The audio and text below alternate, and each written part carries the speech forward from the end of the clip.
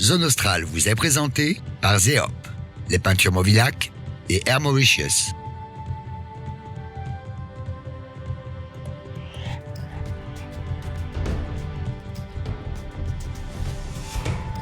Pour cette 4e semaine en Inde avec Zone Australe, nous poursuivons notre voyage à Varanasi, ex-Bénarès, sur les bords du Gange pour vivre la ferveur des milliers d'Indiens qui viennent se recueillir chaque jour pour honorer les dieux et les ancêtres. C'est un reportage signé Serge Marizzi et Anthony Rivière.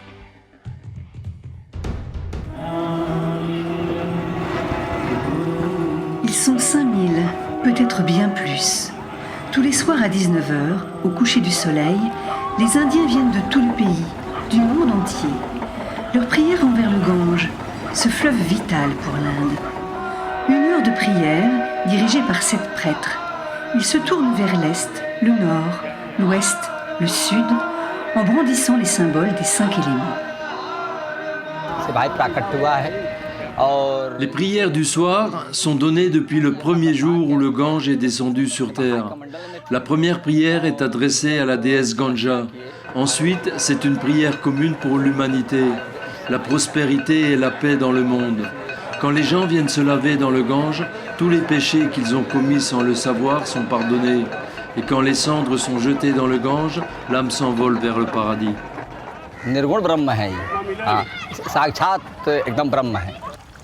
Comme ce prêtre, plusieurs familles possèdent un emplacement sur les Ghats, ces marches d'escalier sacrées qui longent la rive du Gange à Varanasi. Car les prières ne sont pas seulement adressées le soir. Tout au long de la journée, les Indiens affluent pour se recueillir ici. Les Ghats sont donc préservés et même restaurés au fil du temps. Il n'est pas question, pour le gouvernement, d'envisager de détruire les constructions anciennes pour les remplacer par des hôtels ou autres infrastructures modernes.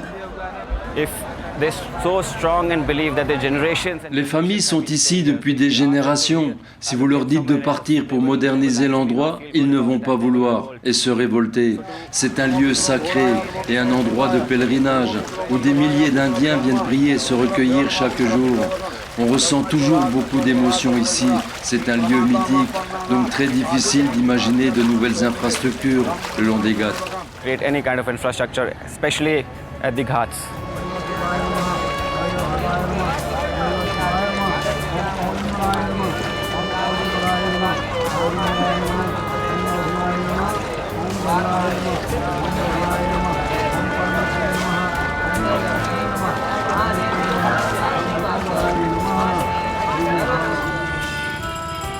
Dans la ville également, les infrastructures modernes se font rares, bien qu'elles se développent petit à petit.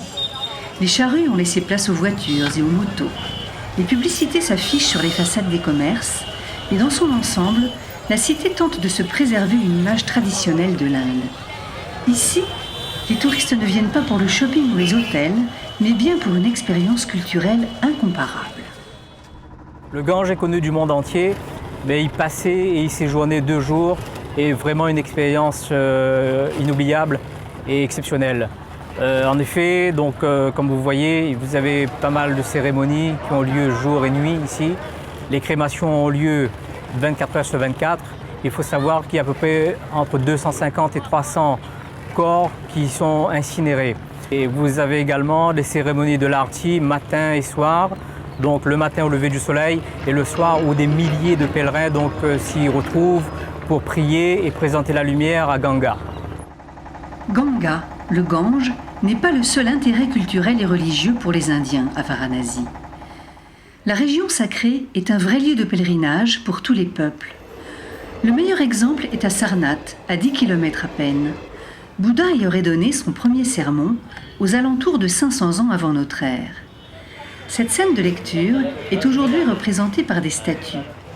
C'est l'un des 4 lieux saints de la religion. Un grand stupa y a été construit en hommage à Bouddha.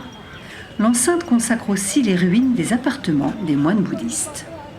C'est à Sarnath que Bouddha a donné son première lecture. Donc pour les bouddhistes, Sarnath c'est un grand centre pèlerin. Tous les bouddhistes, au moins une fois dans leur vie, ils viennent à Sarnath comme une voyage religieux, ce qu'on appelle. On peut dire que le bouddhisme c'est une sous-section de l'hindouisme. Au cours des siècles, il y a eu des changements dans la société. Il y a eu des développements, donc le bouddhisme s'est développé plus tard que l'hindouisme. Donc c'est une sous-section de l'hindouisme. L'hindouisme et le bouddhisme trouvent leurs origines dans cette région indienne, entre Varanasi et Sarnath.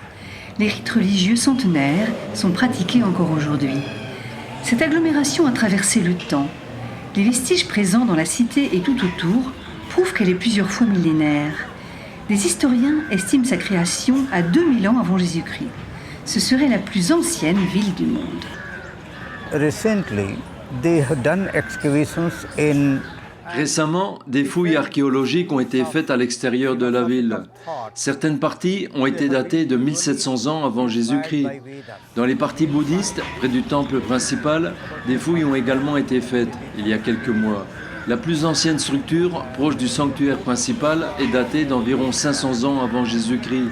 C'est la période où a vécu Bouddha. So that's almost the time of Buddha. On appelait autrefois Bénarès ou encore Kashi.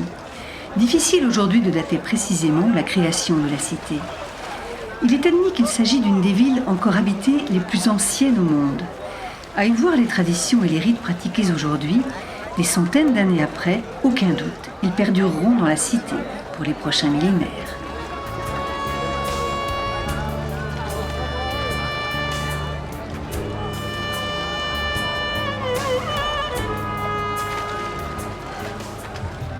La semaine prochaine, avec Zone Australe, nous quittons l'Inde et l'état du Madhya Pradesh pour se rendre au Népal, dans la capitale de Katmandou, à la découverte des traditions et de la population locale. Caché dans les montagnes entre l'Inde et la Chine, le Népal a toujours été un refuge pour les civilisations persécutées. Zone Australe, c'est tous les jeudis à 13h05 et le samedi à 11h30.